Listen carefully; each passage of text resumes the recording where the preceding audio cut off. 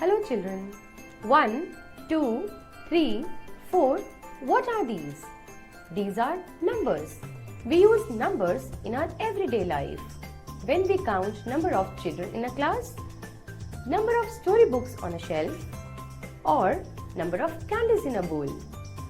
We have already learned how to read and write numbers up to 20. Let's take a quick recap. These are the numbers from 1 to 20 and their number names. We know that in number 12 we write 2 in the ones place and 1 in the tens place. Let us learn how to read and write numbers up to 100 using connecting cubes. These are the connecting cubes. When we join 10 such cubes, we get bar.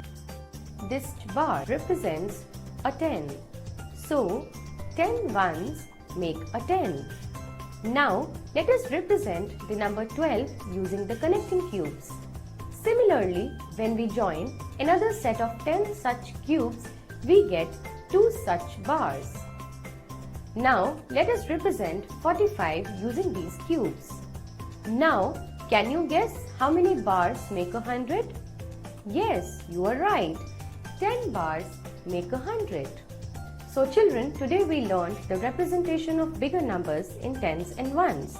We'll learn more about numbers in our other videos.